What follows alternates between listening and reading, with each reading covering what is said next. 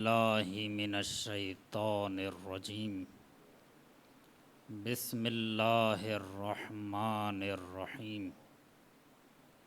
الحمد لله رب العالمين بارئ الخلائق أجمعين باعث الأنبياء والمرسلين والصلاة والسلام والتحية والإكرام على سيدنا ومولانا أبي القاسم محمد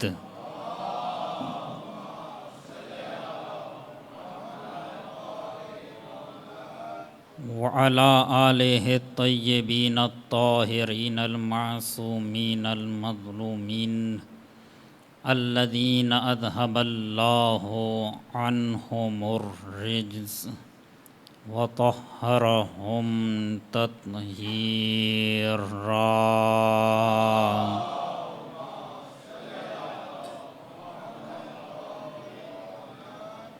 ولا سيما بقية الله أرواحنا لتراب مقدمه الفداء واللعنة الأبدية على أعدائهم أجمعين.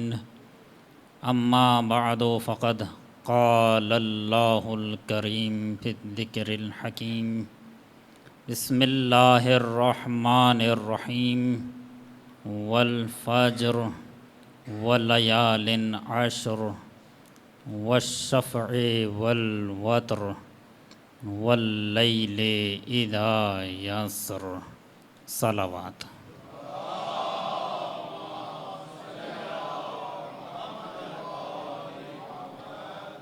حضرات گرامی قدر اور عزاداران سالار شہداء، یہ سورہ فجر کی ابتدائی آیات ہیں. سورہ فجر جسے سورہ امام حسین علیہ السلام بھی کہا جاتا ہے، یعنی اس سورہ کا امام حسین علیہ السلام سے بہت گہرا تعلق ہے، یا یہ کہا جائے تو غلط نہیں ہوگا کہ امام حسین کا باطن سورہ فجر ہے. اسی لیے روایات میں آیا ہے کہ اگر کوئی اپنی نمازوں میں سورہ فجر کی تلاوت کرے تو قیامت کے دن امام حسین علیہ السلام کے ساتھ محشور ہوگا. کیونکہ جب انسان، یہ جو اس طرح کی روایات ہیں وہ اس بات پر دلالت کرتی ہیں کہ اگر تم ایسا کرو گے تو تمہارے اندر اتنی صلاحیت ایجاد ہو جائے گی کہ قیامت کے دن امام حسین کے ساتھ محشور ہو جاؤ. یا مثلا یہ جو روایات ہیں، میں اس کی وضاحت کے لیے ایک جملہ عرض کروں کہ من بکا او ابکا او تبا کا فلہ الجنہ، جو روئے یا رلائے یا رونے جیسی شکل بنائے اس پر جنت واجب ہے. اس سے کیا مراد ہے؟ اب مجھے نہیں معلوم کہ لوگ اتنی آسانی سے اپنا دہن کیوں کھول دیتے ہیں اور زبان درازی کیوں کر دیتے ہیں. کہنے والے نے کہہ دیا کیا جنت اتنی سستی ہو گئی ہے کہ رونے پر جنت مل جائے؟ اس کا میں ایک نقضی جواب دے دوں اور پھر ایک تفصیلی جواب دوں چونکہ ہماری بات سے مرتبط ہے. جنت اتنی سستی نہیں ہے بلکہ گریہ بہت مہنگا ہے. مراد یہ ہے کہ اگر کوئی امام حسین علیہ السلام پر گریہ کرے گا اور ایسے گریہ کرے گا کہ جیسے گریہ کرنے کا حق ہے تو پروردگار اس کے اندر وہ زمینہ فراہم کرے گا کہ خود بخود جنت کی طرف چلتا چلا جائے. بالکل ایسے ہی یہ سورہ ہے کہ اگر کوئی اس سورہ کی تلاوت کرے اپنی نمازوں میں تو پروردگار عالم قیامت کے دن اسے امام حسین علیہ السلام کے ساتھ محشور کرے گا، یعنی زمینہ ایسا فراہم ہوگا کہ وہ خود بخود امام حسین علیہ السلام کے ساتھ محشور ہو جائے. اب میں بس اس پر چند باتیں کرنا چاہتا ہوں اور یہیں پر اپنی بات تمام ہو جائے گی۔ بسم اللہ الرحمن الرحیم، بے نام خدائے رحمان و رحیم۔ میں نے بسم اللہ کے مختلف ترجمے دیکھے ہیں، مگر بہترین ترجمہ جو مجھے لگا ہے عربی قواعد کے اعتبار سے علامہ جوادی کا ہے۔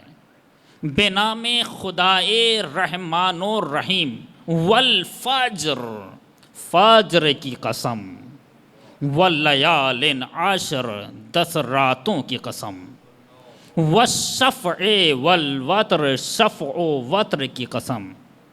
شف کہتے ہیں جفت کو، وتر کہتے ہیں طاق کو۔ جفت یعنی ایون نمبرز کو کہتے ہیں شف، اور آڈ نمبرز کو کہتے ہیں وتر۔ والشفع والوتر، جفت و طاق کی قسم، واللیل اذا یسر، اس رات کی قسم جو حرکت کر رہی ہے دن کی طرف۔ اب تھوڑا سا رکیے گا، قرآن مجید کا ایک ظاہر ہے ہمارے سامنے اور قرآن مجید کا ایک باطن ہے ہمارے سامنے۔ ظاہر کی تفسیر ہوتی ہے اور باطن کی تاویل ہوتی ہے۔ علماء تفسیر بھی بیان کرتے ہیں، اہل بیت تاویل بیان کرتے ہیں۔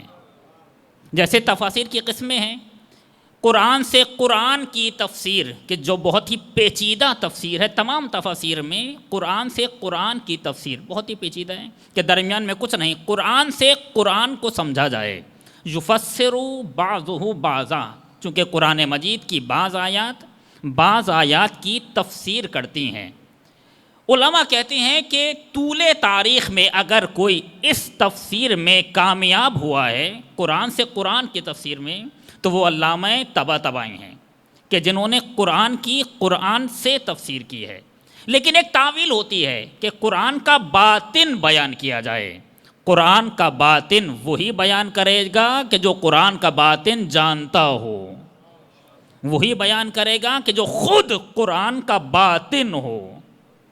کیونکہ اہل بیت علیہم السلام کو اگر لکھ دیا جائے تو قرآن مجید بنے گا، اور اگر قرآن مجید کو جسم دے دیا جائے تو اہل بیت بنیں گے۔ ان میں ذرہ برابر بھی کوئی فرق نہیں ہے۔ اب اہل بیت نے جو تعویل بیان کی ہے، بنام خدائے رحمان و رحیم، والفجر، آواز دی، الفجر هو المہدی عجل اللہ فرجہ الشریف۔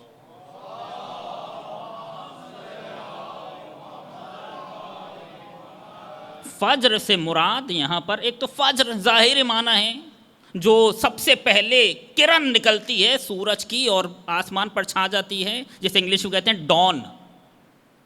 فجر کہتے ہیں کہ جو پہلی کرن چھا جاتی ہے، یہ ظاہری معنی ہے۔ امام فرماتے ہیں کہ اس کا ایک باطنی معنی ہے، اور وہ ہیں امام مہدی عجل اللہ فرجہ الشریف۔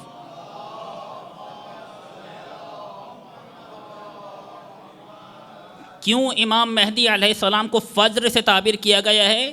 چونکہ یہ ظلم کی تاریکیوں کو ختم کر کے عدل و انصاف کا سورج طلوع کریں گے، لہٰذا امام مہدی کو فجر سے تعبیر کیا گیا۔ دوبارہ یہیں پر آؤں گا، بس ابھی ترجمہ کر رہا ہوں اور حدیث بیان کر رہا ہوں۔ الفجر هو المہدی، مہدی کی جگہ امام کا وہ لقب ہے کہ جو اگر میں ادا کروں تو ہم سب پر مستحب ہو جائے گا کہ ہم کھڑے ہو جائیں اور سر پہ ہاتھ رکھیں۔ میں نے لفظ بدل دیا ہے، الفجر هو المہدی، واللیال العشر، یہ جو کہا گیا ہے 10 راتوں کی قسم، واللیال العشر سے مراد هو الائمۃ من الحسن الی الحسن۔ یہ جو 10 راتوں کی قسم کھائی گئی ہے، پروردگار کہہ رہے 10 راتوں کی قسم، تو امام حسن سے امام حسن عسکری علیہ السلام تک کے تمام امام کے تعداد 10 بنتی ہے۔ اس 10 راتوں سے مراد 10 امام ہیں، چونکہ امام مہدی کی قسم کھا چکا ہے پروردگار عالم۔ امام حسن سے لے کر امام حسن عسکری علیہ السلام تک کے 10 امام بن رہے ہیں۔ اب انہیں رات سے کیوں تعبیر کیا گیا ہے؟ کیوں کہا گیا ہے رات؟ رات 2 معنی میں استعمال ہوتی ہے قرآن مجید میں۔ ایک رات جو ہم معنی استعمال کرتے ہیں رات، کہ جب رات ہو جائے دن ختم ہو جائے، ایک منفی معنی ہے رات کا جو ہمارے یہاں استعمال ہوتا ہے، اور ایک مثبت معنی ہے رات کا کہ لیلۃ القدر خیر من الف شہر، لیلۃ القدر 1000 مہینوں سے بہتر ہے، چونکہ اس رات میں عبادت ہو رہی ہے، چونکہ اس رات کا پروردگار عالم سے گہرا رابطہ ہے، یہ رات مثبت معنی میں استعمال ہو رہی ہے، لہذا پروردگار عالم نے 10 اماموں کو رات سے تعبیر کیا ہے، واللیال العشر هو الائمہ من الحسن الی الحسن، امام حسن علیہ السلام سے لے کر امام حسن عسکری علیہ السلام تک 10 اماموں کی قسم۔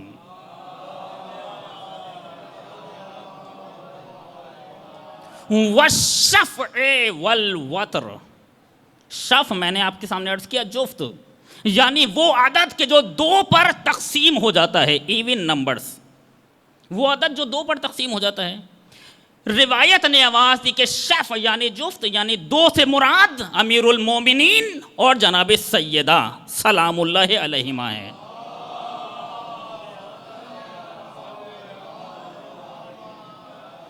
واللیل اذا یسر، اور جب اس رات کی قسم کے جو حرکت کر رہی ہے اور دن کی طرف بڑھ رہی ہے، اس کا معنی آخر میں بیان کرتا ہوں۔ عزیزان گرامی، ہمیشہ اول کو ذکر کیا جاتا ہے آخر کو سمجھانے کے لیے، یہاں پروردگار آخر کو ذکر کر رہا ہے اول کو سمجھانے کے لیے، آخر بیان کر رہا ہے، چونکہ کبھی کبھی کسی کی ابتدا کا علم حاصل کرنا ہو تو اس کی انتہا کو دیکھا جاتا ہے، جیسی انتہا ہے ویسی ہی ابتدا ہے۔ پروردگار عالم نے اس سورے میں ہماری انتہا کو بیان کیا ہے، ہمارے انجام کو بیان کیا ہے۔ دیکھو، جس کا انجام امام مہدی ہوں، جن کا انجام ظہور پر ہو رہا ہو، ان کی ابتدا کیسی ہوگی۔ اب میں یہاں پر اپنے جوان بھائیوں کے لیے کہتا ہوں، یہاں بھی کہتا ہوں وہ جملہ کہ سارے بزرگوں کے سامنے تو اس لیے پڑھ رہا ہوں کہ مجھے دعا دے دیں، میری ساری گفتگو جوانوں سے، میرے بھائی ہم سن اور کم سن۔ عزیزان گرامی، جوان جلدی مایوس ہو جاتے ہیں، حالات پیچیدہ ہیں، اب کیا ہوگا، کل کیا ہوگا، پرسوں کیا ہوگا۔ جس کے پاس عقیدہ مہدویت ہو اسے مایوس ہونے کا حق نہیں ہے۔ مایوس وہ ہوں جن کے پاس مہدوی عقیدہ نہیں ہے، جن کے پاس مہدوی عقیدہ نہیں ہے، جن کا انجام اتنا خوبصورت ہو۔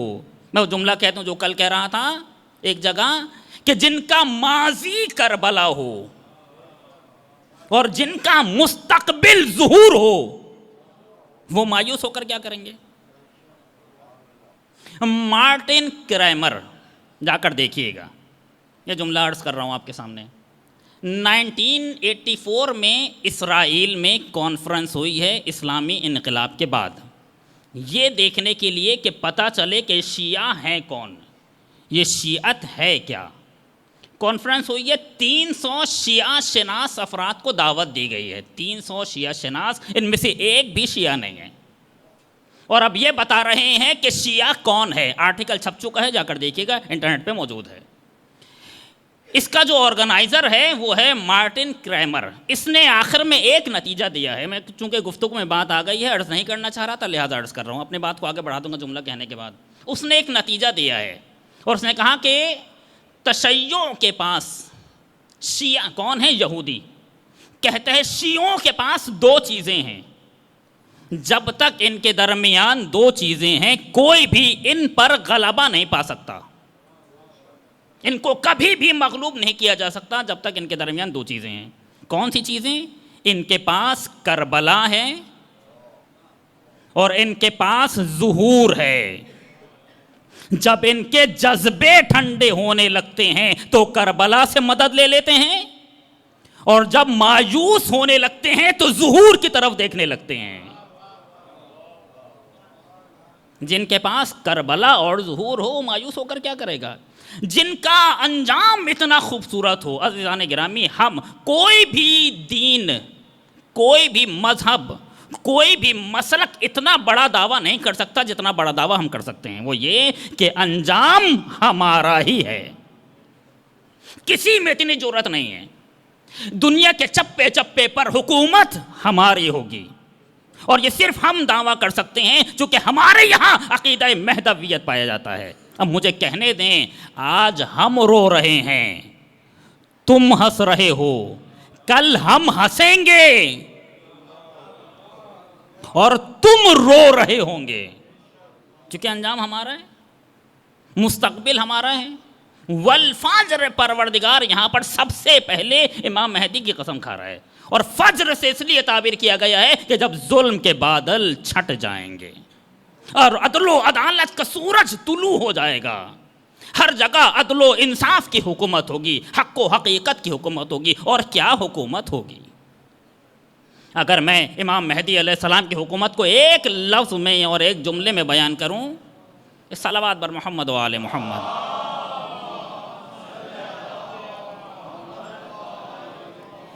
ایک جملے میں امام کی حکومت کی وضاحت کروں کہ جو جملہ میرا نہیں ہے، میرے استاد کا ہے، یہ جملہ اس لیے کہہ رہا ہوں تاکہ جملے کی اہمیت کا اندازہ ہو جائے۔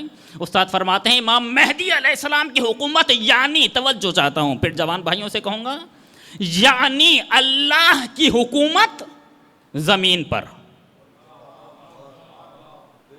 اور جب امام کی حکومت ہوگی تو اللہ کے تمام صفات زمین پر ظاہر ہو جائیں گے، تمام صفات، اور کامل طریقے سے ظاہر ہو جائیں گے۔ جتنے بھی صفات ہیں کون ظاہر کرے گا؟ امام ظاہر کریں گے۔ اسی لیے روایت میں آیا ہے، میں بس ایک نتیجے تک جانا چاہتا ہوں، اسی لیے روایات میں آیا ہے کہ امام کے آنے سے پہلے، چونکہ کل حروف علم کے 27 ہیں، 27، امام کے آنے سے پہلے 2 حروف آشکار ہوں گے۔ جتنی بھی ترقی ہو رہی ہے، ایک کے بعد ایک ترقی، اے آئی اب نئی چیز ہے، اس کے بعد کیا ہوگا کسی کو نہیں معلوم۔ اے آئی کے آنے سے پہلے کسی کو معلوم تھا کیا ہوگا؟ آگے کیا ہونے والا ہے کسی کو نہیں معلوم۔ روایت کہہ رہی ہے یہ ساری ترقی صرف 2 علم کے حروف کا نتیجہ ہے، اور جب امام کا ظہور ہو جائے گا تو 27 کے 27 حروف آشکار ہو جائیں گے۔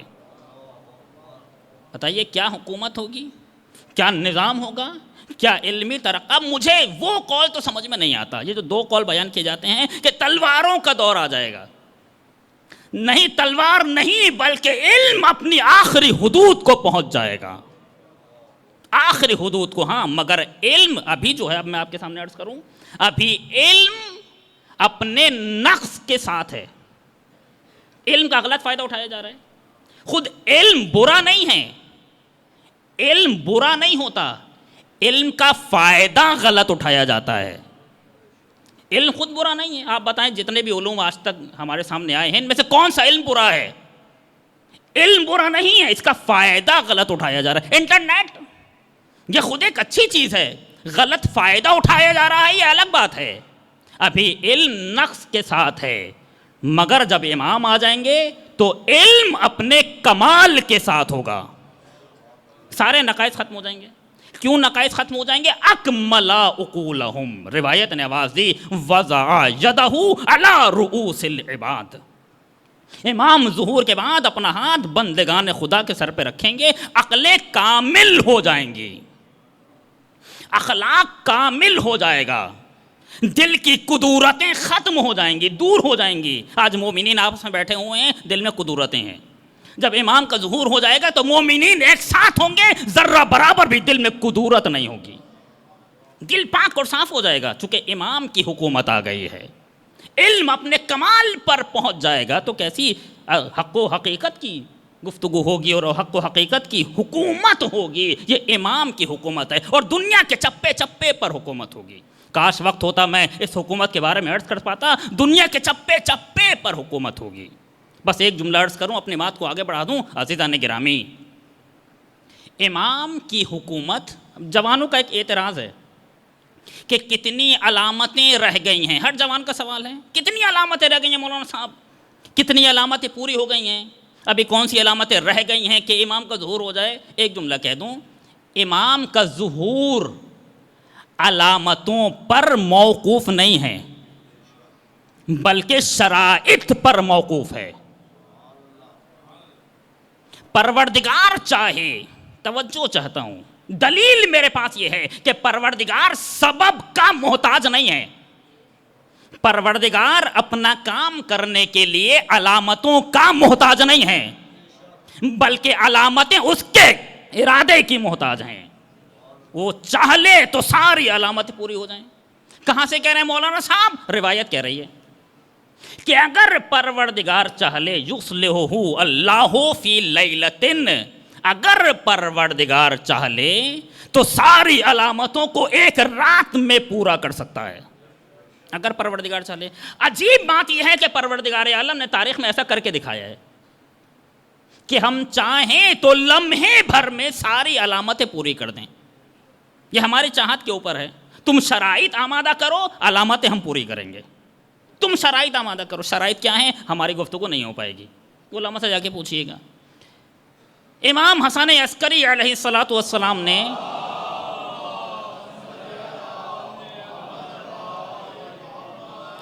جناب حکیمہ خاتون کو روکا شب نیمہ شعبان کہ پھوپھی رک جائیے، ہمارے گھر میں ولادت ہونے والی ہے۔ جناب حکیمہ خاتون کون ہے؟ ایک امام کی بیٹی، ایک امام کی بہن، ایک امام کی پھوپھی، اور ان سے کہہ رہے ہیں کہ پھوپھی رک جائیے، ہمارے یہاں ولادت ہونے والی ہے۔ جناب حکیمہ خاتون کہنے لگی بیٹے کوئی علامتیں نہیں ہیں، ولادت کی کوئی علامت نہیں ہے، مگر چونکہ تم کہہ رہے ہو لہذا یقین ہے۔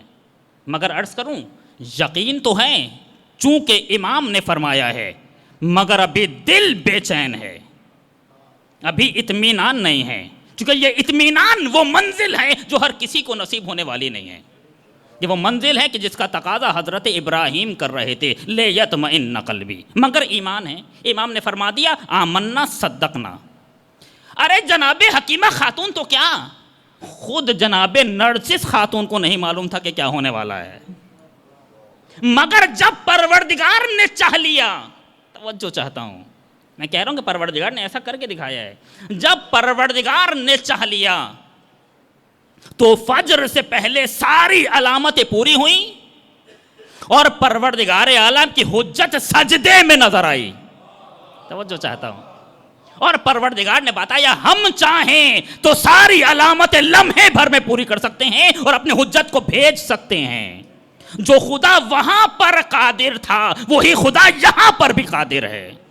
جو خدا بغیر علامتوں کے دنیا میں بھیج سکتا ہے وہی خدا ساری علامتیں پوری کر کے ظہور بھی کر سکتا ہے۔ خداوند عالم کے ارادے میں کسی چیز کی کمی نہیں ہے۔ بہرحال والفجر، فجر کی قسم کہ جب امام آ جائیں گے، امام کا ظہور ہو جائے گا۔ میں نے کیا کہا کہ کبھی کبھی انجام ذکر کیا جاتا ہے ابتدا سمجھانے کے لیے، بالکل برعکس چل رہی ہے بات۔ میں آنے والوں کے لیے والفجر سے مراد امام مہدی، واللیال عشر سے مراد امام حسن سے لے کر امام حسن عسکری علیہ السلام تک سارے امام 10 امام بنتے ہیں۔ والشفع سے مراد امیر المومنین جناب سیدہ، والوتر سے مراد اللہ۔ ہونا یہ چاہیے تھا کہ پہلے اللہ کو ذکر کیا جاتا، پھر امیر المومنین جناب سیدہ کو ذکر کیا جاتا، پھر 10 اماموں کو ذکر کیا جاتا، پھر امام مہدی کا ذکر ہوتا، مگر پروردگار بالکل برعکس چل رہا ہے، ہمارے انجام سے ہماری ابتدا سمجھا رہا ہے۔ اور عجیب بات ہے، توجہ چاہتا ہوں، جو جس منزل تک جانا چاہتا ہوں، عجیب بات ہے سورۃ الحسین کی ابتدا امام مہدی کے ذریعے سے ہو رہی ہے۔ شاید پروردگار ایک رابطہ سمجھانا چاہ رہا ہے کہ امام حسین اور امام مہدی میں ایک گہرا رابطہ ہے جو کبھی منقطع نہیں ہو سکتا۔ وہ رابطہ کیا ہے؟ مثلا 2-3 باتیں عرض کروں پھر آگے بڑھ جاؤں۔ جب امام کا ظہور ہوگا، روایت میں ہے یشبہ صوت الحسین، تو امام مہدی امام حسین کے لہجے میں بات کریں گے، امام حسین کے لہجے میں بات کریں گے۔ امام مہدی کا نعرہ ہوگا یا لسارات الحسین۔ امام مہدی اپنے آپ کو امام حسین کے ذریعے سے پہچانوائیں گے، چونکہ خاص رابطہ ہے، والفجر واللیال عشر والشفع والوتر۔ اسی لیے اگر ہم امام حسین علیہ السلام کو ایسا پہچانوائیں کہ جیسے پہچانوانے کا حق ہے، یہ ہماری ذمہ داری ہے، ایسے پہچانوائیں کہ جیسے پہچانوانے کا حق ہے، تو ظہور خود بخود قریب ہوتا رہے گا۔ آپ کہیں اتنی بڑی بات کیسے کر رہا ہوں؟ جی ہاں، عرض کر دیتا ہوں ابھی۔ جب امام کا ظہور ہوگا تو امام خانہ کعبہ کی پشت پر ٹیک لگا کر کہیں کچھ جملے کہیں گے. ان میں سے ایک جملہ ہے انا بقیت اللہ. کاش وقت ہوتا تو سارا وہ سب عرض کرتا کہ اس کے بعد کیا ہوگا, کہ امام مکی میں ظاہر ہوں گے, 313 افراد برق رفتاری سے, جو روایت میں ہے بجلی کی رفتار سے امام کے پاس حاضر ہو جائیں گے. سب سے پہلے جو لوگ حاضر ہوں گے ان کی تعداد ہے 313. یہ وہی تعداد ہے جو اصحاب بدر کی تعداد تھی. اب پروردگار عالم نے ایسا کیوں چاہا ہے کہ وہی تعداد رہے, یہ بات رہ جائے گی. 313 امام کے پاس حاضر ہو جائیں گے. عجیب بات جو روایت میں آیا ہے کہ جیسے ہی امام اپنے آپ کو پہچانوانا چاہیں گے اور پہچانوائیں گے تو مکے والے امام کو قتل کرنے کے لیے آگے بڑھیں گے. اب ایک جملہ کہنا چاہتا ہوں جو شروع میں کہہ رہا تھا کہ علم آگے بڑھے گا نہ کہ پیچھے آئے گا, زمانہ آگے بڑھے گا نہ کہ پیچھے آئے گا. مکے والے امام کو قتل کرنے کی کوشش کریں گے. اس موقع پر یہ 313 کھڑے ہو جائیں گے, امام کو بچا کر لے جائیں گے اور امام کوفے آ جائیں گے. امام کوفے آئیں, کوفے سے پھر امام اپنا دارالخلافہ بنائیں گے اور آگے بڑھ جائیں گے. میں آپ کے سامنے عرض کروں, کون قتل کرنا چاہے گا؟ ایک حکومت ہے جو امام کو قتل کرنا چاہے گی. بچا کون رہا ہے؟ 313 افراد. کیا یہ اپنے پاس تلواریں لے کر جائیں گے؟ حکومت اپنی تمام طاقت کے ساتھ امام کو قتل کرنے آئے گی. اس کا مطلب یہ ہے یہ 313 اتنے طاقتور ہوں گے کہ اس زمانے کی حکومت کا مل کر آرام سے مقابلہ کر لیں گے. یہ میرے پاس دلیل, ممکن ہے آپ قبول نہ کریں مگر میرے پاس یہ دلیلیں ہیں کہ 313 اتنے طاقتور ہوں گے, علم اتنا آگے بڑھ چکا ہوگا, علمی اعتبار سے اتنے مضبوط ہوں گے, ٹیکنالوجی میں اتنے آگے بڑھ چکے ہوں گے کہ حکومت کا مقابلہ کریں گے یہ 313 مل کر, اور امام کو لے آئیں گے کوفے. چونکہ طے یہ نہیں پایا کہ معجزے سے حکومت اور یہ دنیا آگے بڑھے, طے یہ پایا ہے کہ تم امام وقت کو بچاؤ, تم آگے بڑھو اور تم اپنی ذمہ داریاں پوری کرو. تم ذمہ داری پوری کرو, میں جملہ بدل دوں, تم ذمہ داری پوری کرو, پروردگار بچانا جانتا ہے. ہم کیا کریں, ہماری حیثیت کیا ہے, ہم کیا کر لیں گے. تو کربلا میں کیا ہوا؟ کربلا میں مارے گئے چونکہ تم نے ذمہ داری پوری نہیں کی. یہ سب مارے گئے, 72 مارے گئے. اگر تم ذمہ داری پوری کرتے تو امام کی جان بچ جاتی. ہم نے تمہیں کیوں خلق کیا ہے؟ اگر معجزے سے امام کو بچانا ہوتا تو ہمارے فرشتے کافی تھے, فرشتے کافی ہیں امام کو بچانے کے لیے, مگر ہم نے تمہیں خلق کیا ہے تاکہ تم اپنی جان دے کر امام کی جان بچا لو اور تمہارا نام لکھا جائے تاریخ میں. بہرحال اس کے بعد امام تشریف لائیں گے کوفے. کوفے کے بعد پھر امام اپنا نمائندہ بھیجیں گے مکہ اور مکے والوں کو امر بالمعروف کریں گے. پھر لکھا ہے روایت نے کہ مکے والے امام کے نمائندے کو مقام و رکن کے درمیان قتل کر دیں گے, کہ جن کا نام لکھا گیا ہے نفس زکیہ. اس کے بعد امام خود مکہ آئیں گے اور مکے والوں کا مقابلہ کریں گے. مجھے جملہ کہنے دیں, اس کا مطلب یہ ہے کہ یہ ایسے کے ایسے ہی رہیں گے. ان کا نتیجہ اور انہیں نصیحتوں سے فائدہ نہیں ہوگا بلکہ انہیں ذوالفقار کی ضرورت ہے. انہیں ذوالفقار کی ضرورت ہے, جو روایات کہہ رہی ہیں, جو روایات بتا رہی ہیں. بہرحال امام مہدی اور امام حسین علیہ السلام کے درمیان ایک خاص رابطہ ہے جو بات عرض کرنا چاہ رہا تھا. امام اپنے آپ کو پہچانوائیں گے, ان میں سے کچھ جملے کہیں گے. ایک جملہ یہ ہے اللہ, ایک جملہ عرض کر رہا ہوں بس, وقت تمام ہوتا جا رہا ہے. اللہ یا اہل العالم ان جدی الحسین قتلوہ عطشانا. اے لوگو سنو, امام اپنے آپ کو پہچانوا رہے ہیں. لوگو سنو, میرے جد کو پیاسا قتل کیا گیا. سوال, امام اپنے آپ کو امام حسین کے ذریعے سے کیوں پہچانوا رہے ہیں؟ کیا ضرورت ہے؟ اپنے آپ کو خود پہچانوائیں نا, کہ امام کی کوئی اپنی پہچان نہیں ہے, سب جانتے ہیں, روایات میں موجود ہے. امام اپنے آپ کو اپنے آپ کے ذریعے سے نہیں پہچانوا رہے. میں اپنے جملے کی وضاحت کر رہا ہوں جو تھوڑی دیر پہلے دیا آپ کے سامنے, کہا ہے آپ کے سامنے.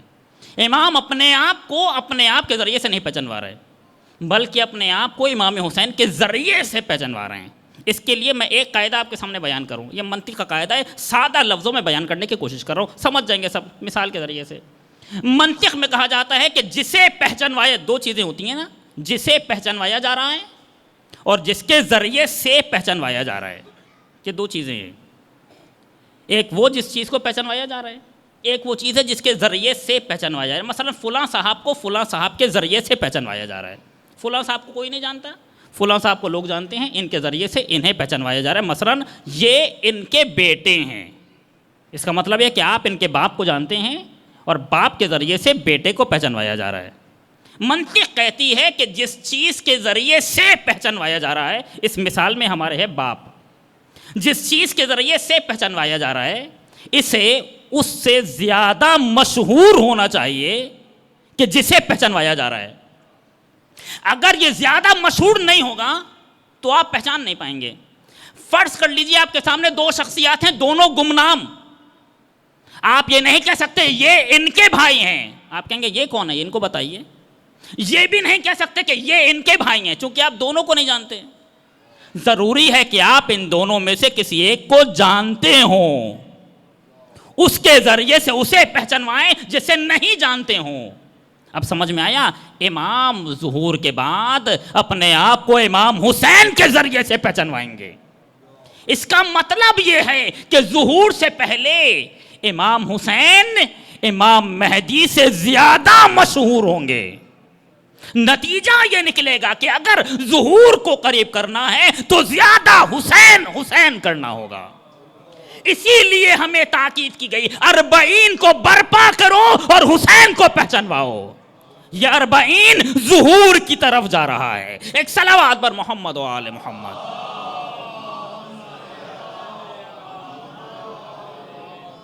کیوں اتنی تاکید کی گئی؟ زیارت 40 سب مل کر امام حسین کی زیارت کریں, کسی اور امام کے لیے نہیں ہے, امیر المومنین کے لیے نہیں ہے زیارت 40, امام حسن کے لیے نہیں ہے, امام عسکری کے لیے نہیں ہے, امام صادق کے لیے نہیں, کسی امام کے لیے نہیں ہے, امام حسین کے لیے ہے کہ جتنا تم 40 کو برپا کرو گے دنیا حسین سے آشنا ہوتی رہے گی, اور جیسے ہی دنیا حسین تک آئی ظہور سے قریب ہوئی.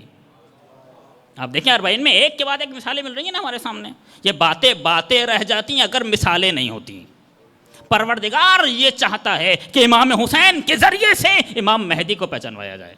جملہ کہہ رہا ہوں عزیزان گرامی, بس یہ جملہ یاد رکھیے گا, میرے جوان ساری مجلس سے بھول جائیں, ساری بات بھول جائیں جتنی بھی بات کی ہے میں نے آج مجلس میں. عزیزان گرامی, یہ کربلا نہ ہوتی, اگر کربلا نہ ہوتی تو ظہور بھی نصیب نہیں ہوتا. اگر آج ہمیں ظہور نصیب ہو رہا ہے چونکہ کربلا نصیب ہو گئی ہے, کربلا مقدمہ بن رہی ہے ظہور کے لیے. اب اگلا جملہ کہہ دوں, یہ وہ سفر ہے جو سار اللہ سے شروع ہوا تھا بقیت اللہ پر تمام ہونے والا ہے. یس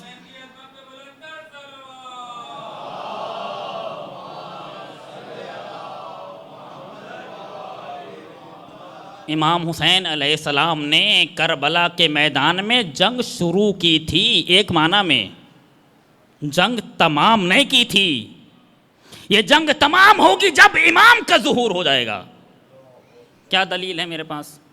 کربلا کے میدان میں امام حسین علیہ السلام نے 7 جگہوں پر فرمایا ہے حل من ناصر ینصرنا, 7 جگہوں پر. اور کاش وقت ہو تو 7 جگہیں آپ کے سامنے کبھی عرض کروں 7 جگہیں کون کون سی ہیں. اسی لیے ایک زیارت رجبیہ جو امام حسین علیہ السلام کی خاص زیارت رجب میں, اس میں جملہ ہے لبیک. امام حسین کی زیارت میں جملہ ہے لبیک داعی اللہ, اے اللہ کی طرف پکارنے والے لبیک. لبیک یعنی میں اپنے تمام تر وجود کے ساتھ حاضر ہوں. لبیک اللہم لبیک یعنی یا اللہ میں تمام تر وجود کے ساتھ تیری بارگاہ میں حاضر ہوں. لبیک یا داعی اللہ, اے حسین ابن علی لبیک میں اپنے تمام تر وجود کے ساتھ آپ کے سامنے حاضر ہوں. جناب شیخ جعفر شوشتری فرماتے ہیں کہ جو جملہ ہے نا لبیک زیارت میں لبیک داعی اللہ, لکھا تو ایک بار ہے مگر ہم نے 7 بار ادا کرنا چاہیے. چونکہ امام نے کربلا میں 7 بار مدد کے لیے بلایا ہے تو ہم نے 7 بار لبیک کہہ کر امام کی بات کا جواب دینا چاہیے. یہ بات کیوں کہہ رہا ہوں؟ ایک بات سمجھانے کے لیے کہ امام نے 7 جگہوں پر فرمایا ہے حل من ناصر ینصرنا, کربلا کے میدان میں آخری موقع بات کہاں سے چلی ہے کہ امام نے جنگ شروع کی ہے، جنگ تمام نہیں کی، ایک معنی میں شروع کی ہے، نہ جنگ تو انہوں نے شروع کی تھی، جنگ تمام نہیں ہوئی ہے، تمام ہوگی امام کے ظہور پر۔ آخری موقع جب امام نے فرمایا ہے حل من ناصر ینصرنا، آپ کو معلوم ہے وہ کون سا موقع ہے؟ کہ جب سارے افراد شہید ہو چکے ہیں، کوئی نہیں بچا، اصحاب مارے گئے، انصار مارے گئے، سب مارے گئے، اولاد ماری گئی، بھائی مارے گئے، بھتیجے مارے گئے۔ اب امام فرما رہے ہیں حل من ناصر ینصرنا، مولا آپ کسے بلا رہے ہیں؟ اب تو سب مارے گئے، اب تو نہ انصار ہیں، نہ بھتیجے ہیں، نہ بھانجے ہیں، نہ بھائی، آپ بھی شہید ہو جائیں گے۔ اب کون آپ کی جان بچائے گا؟ جسے آنا تھا وہ آ گیا، اب کوئی نہیں آئے گا۔ اس کے باوجود امام فرما رہے ہیں حل من ناصر ینصرنا، کس کے لیے فرما رہے ہیں؟ اب تو کوئی نہیں ہے، شاید آواز آئے، عصر عاشور سے پہلے جنہیں بلا رہا تھا وہ میری جان کی حفاظت کر رہے تھے، عصر عاشور کے بعد جنہیں بلا رہا ہوں وہ میرے مقصد کی حفاظت کریں گے۔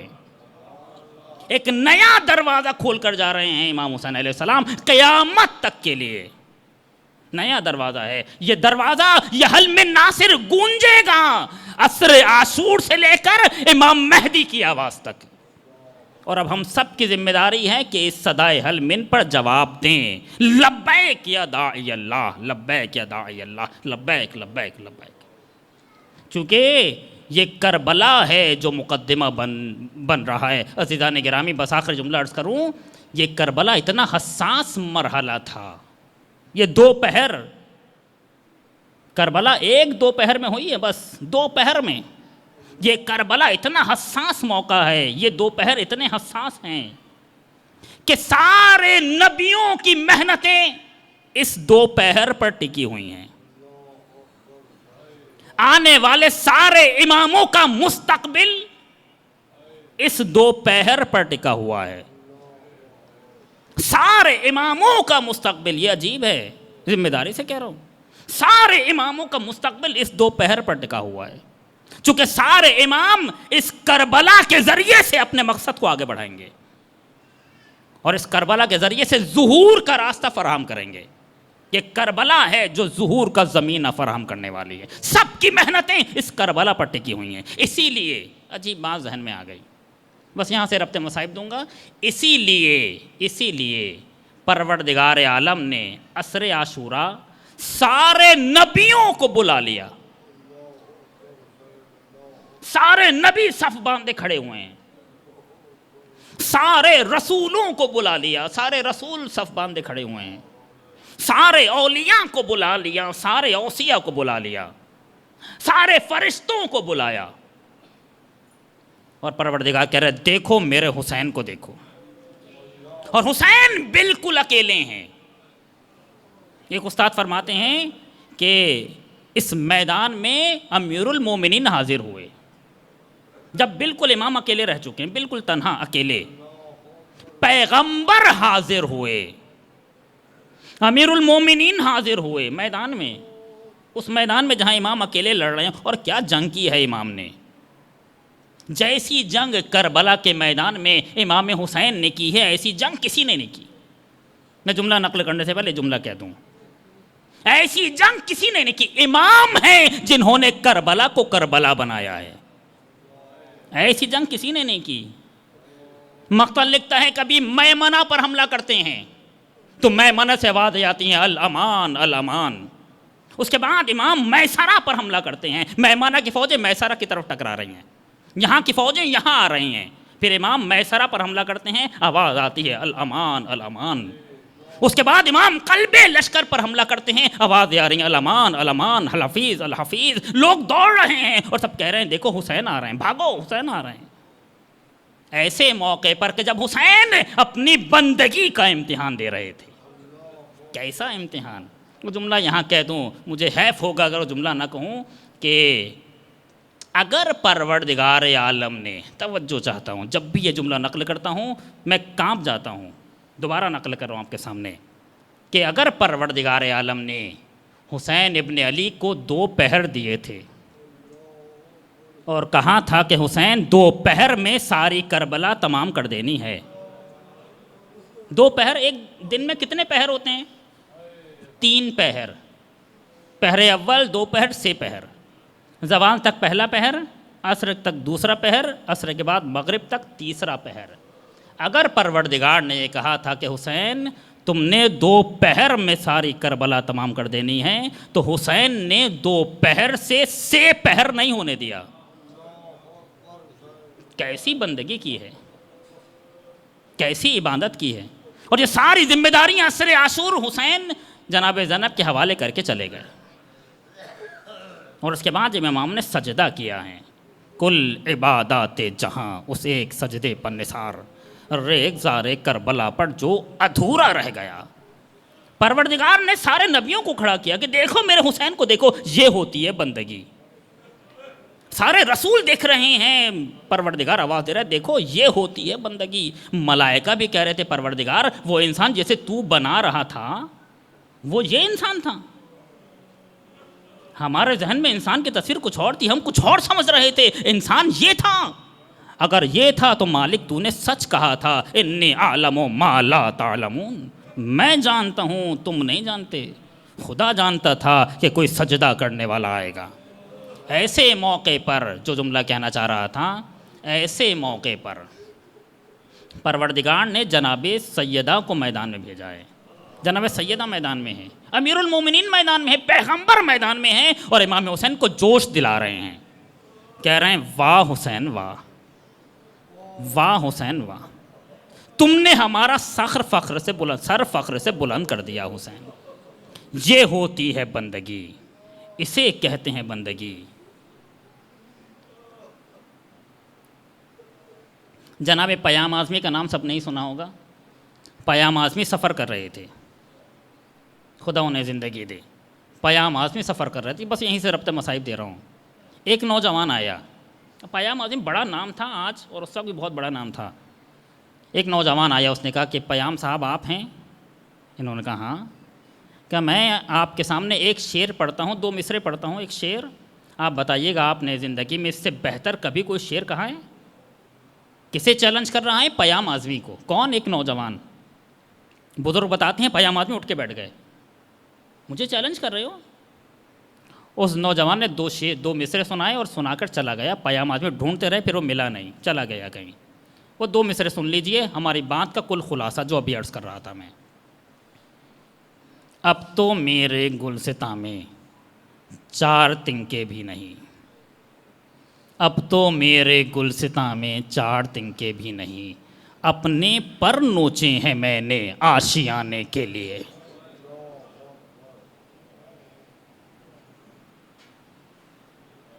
اپنے پر نوچے ہیں میں نے آشیانے کے لیے.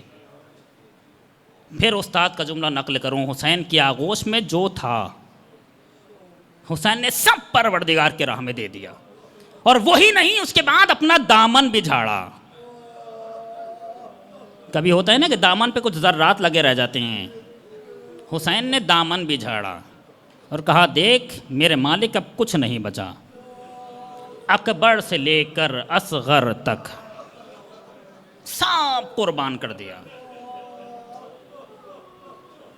اور سب کچھ قربان کرنے کے بعد اب حسین گھوڑے سے زمین پر آ رہے ہیں. یہ کہتے ہوئے آئے بسم اللہ وباللہ وعلی ملت رسول اللہ. تھوڑی دیر بعد احساس ہوا کہ سینے پر گرانی محسوس ہو رہی ہے. زیارت ناہیہ نے کہا وَالشِّمْرُ جَالِسٌ عَلَى صَدْرِكَ، شمر امام کے سینے پر سوار ہوا. اس کے آگے جملے نہیں پڑھ سکتا میں. اس کے بعد شمر نے ضربتیں مارنا شروع کی. مقتل نے لکھا ہے 13 ضربتیں ماری ہیں. اس کے بعد زمین لرزنے لگی، آسمان کانپنے لگا، آوازیں آنے لگی اللہ قتل الحسین بکربلا. ذوالجناح نے دیکھا میرا آقا مارا گیا. ذوالجنا نے امام کا طواف کرنا شروع کیا، کسی کو امام کے قریب نہیں آنے دے رہا، جو بھی قریب آتا ہے بڑھ کے حملہ کرتا ہے۔ سنیں گے جملہ، کسی نے کہا اس گھوڑے کو مار دو تو دوسرا بولا نہیں نہیں یہ نبی کا گھوڑا ہے۔ نبی کے گھوڑے کا اتنا خیال، نبی کا نواسہ ذبح ہو گیا۔ ذوالجنا نے اپنی پیشانی کو خون میں رنگین کیا، چیختا ہوا چلا، ایسے چیخ رہا تھا کہ سارا رن کانپ رہا تھا۔ کسی نے امام باقر سے پوچھا کہ مولا یہ گھوڑا کیا کہہ رہا تھا؟ تو آواز دی، یہ ذوالجنا کہتا ہوا چلا، الظلیمہ الظلیمہ من امت قتلت ابن بنت نبیہا، ہائے ظلم ہو گیا، ہائے ظلم ہو گیا، اس امت نے اپنے نبی کے بیٹے کو بھی قتل کر دیا۔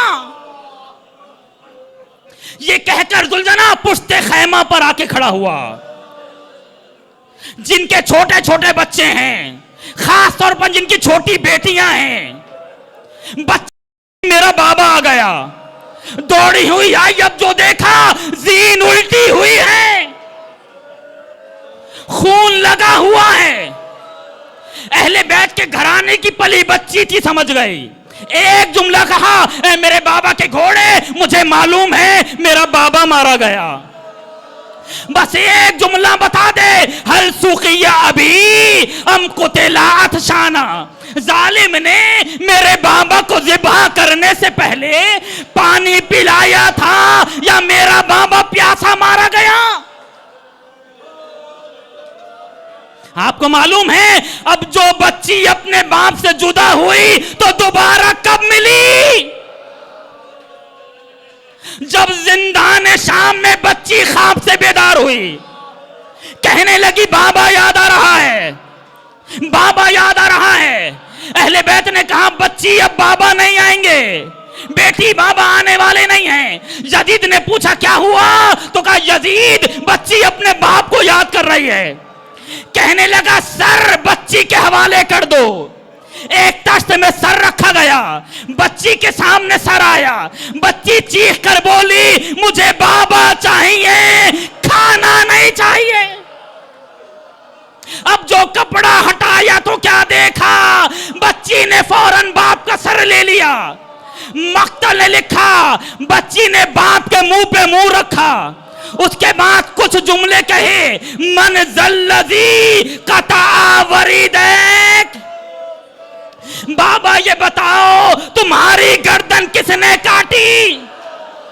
من ذلذی خضبک بدمائک، بابا یہ بتاؤ تمہاری داڑھی کو کس نے خضاب کیا؟ بچی بین کرتے کرتے چپ ہوئی۔ سید سجاد آگے بڑھے، نبض پہ ہاتھ رکھا، انا للہ، ہائے میری بہن سارا راستہ بابا کو یاد کر رہی تھی۔ بہن بابا سے جا ملی، غسل و کفن دے کر جنازہ تیار ہوا۔ سید سجاد نے بہن کا جنازہ اٹھایا، اپنی زنجیروں کو تھاما، عجب نہیں کربلا کا رخ کیا ہو بابا، جنازے تو تم نے بھی اٹھائے تھے، مگر جب جنازے اٹھائے تو گلے میں توق تو نہیں تھا نا، ہاتھوں میں ہتھکڑیاں نہیں تھی، پاؤں میں بیڑیاں نہیں تھی۔ بابا بہن کا جنازہ اٹھا رہا ہوں، میری بہن کا خیال رکھنا۔ واہ حسین!